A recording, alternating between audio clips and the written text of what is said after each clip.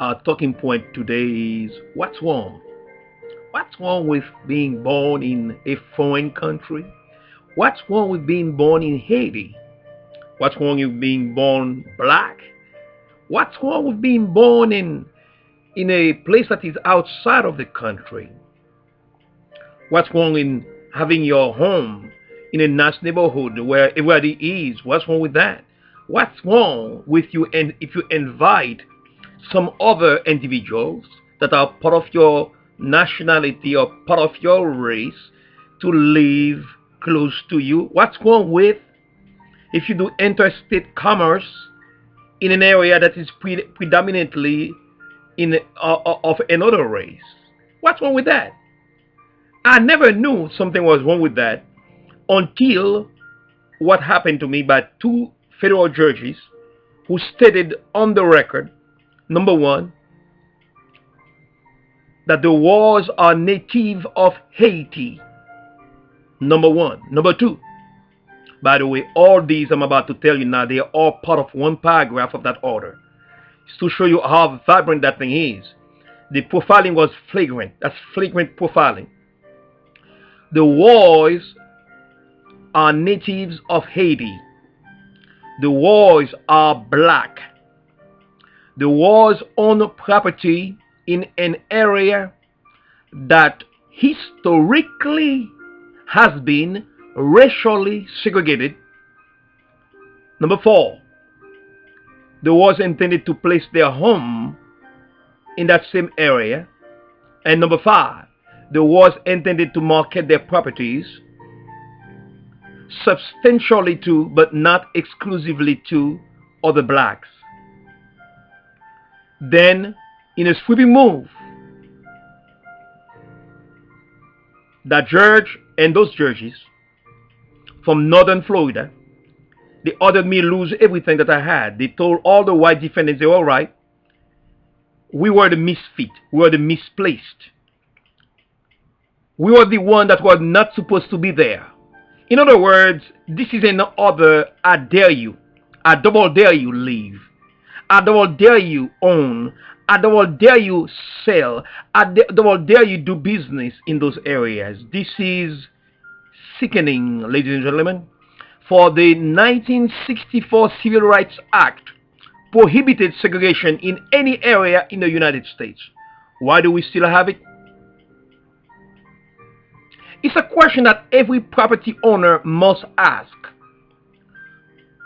For what happened to me can happen to you. Your turn may be next. What happened is sheer profiling. Then the 11th Circuit Appellate Court followed through. And they said they did not see anything discriminatory on that order. Ladies and gentlemen, our world is headed toward chaos if we continue that way. Look at what happened to just little Trevor or Trevon in Florida. A little boy, 17 years old. Why did he die? Because he was walking on the wrong side of town. What side was that? The side of another race. Ladies and gentlemen, this is egregious. There's nothing to talk about self-defense. There's nothing to compare. Can you compare that little boy to a big man? Can you compare an unarmed individual to a heavily armed individual? Can you compare a little boy that went to see his father with Skittles in his pocket to a man that intended to hurt? For even when he called 911, they told him to stop, don't follow the guy. He followed the young man anyhow to call him suspicious and then claim to be a victim of anything. You can run, my friend. This man that has done that, you can run, but you can't hide. They'll find you out. Reverend R. Chapton, keep on marching. UW Clement, keep on marching if you march. C.T. Vivian, if you're marching, keep on marching. The truth is marching on. This is wrong. It is sinful. It is egregious. It is time for this to stop in America. For that's why we passed the 1964. Otherwise, At one point, America will become a ghost town because everybody will run away from this place. What Seabold did recently by equating my president and your president to a dog will bring among us many more things. The cost of this thing is far from being reckoned with. So let us march. Gene Wycliffe, if you're listening to me, I'm your fellow brother. I'm from Haiti. I was born there. I grew up there too. May God bless you. May you continue to do your work. But this is serious. We all have to join hands. We have to lock arms and let the world know we will not settle for that. Why should somebody be condemned, accused, killed? Because he's not part of the race. He's not the same nationality. This is a time for us to stop this bigotry. It hurts. And little boy like 17, like Trevor, he has to go through this. No, this is impossible.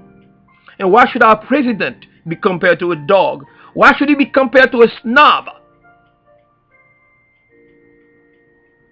Santorum called him a snob. Seabold compared him to a dog. The other one said he had not done enough. Everybody's coming out with their own thing because he's president of the United States. He's well prepared. He was prepared.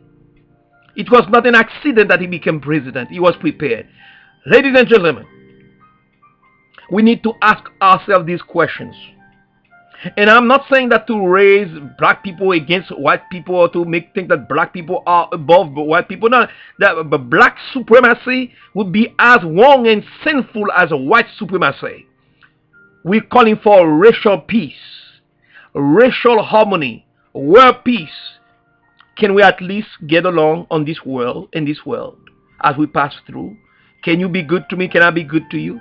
Can you look at me as a person that has life, that has blood, that is running in his vein, and don't shoot me because I'm black? I may be black, but I'm not blind. I see. And Mr. Zimmerman, whatever the name is, I don't know the name well. You can run, but you can hide. Let me tell you something. The power of a great boxer is not in the fact that he can knock out many people. The power of a great boxer, Mr. Zimmerman, is the fact that he can stand up to take a few punches too. You punch the young man, you kill them. Can you stand and take your punch? Don't run. Don't run. Stand up and take your punch like everybody else. Meanwhile, for the rest of us, let us pursue racial peace. Let us pursue racial harmony.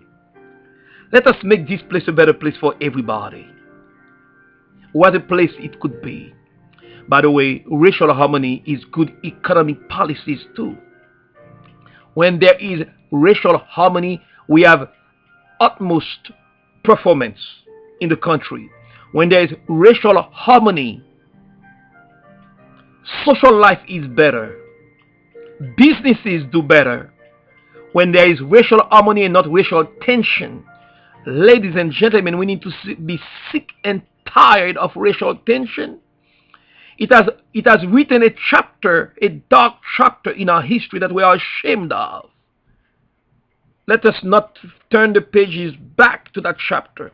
Let's move forward. But the book is a pretty book. It's called A Great Controversy. In the end, love will triumph. Side with love, would you? Side with love. Let love be in your heart and in mine.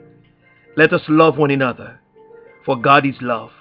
May God bless you as you continue to make this country, America, a better place for everyone. God bless.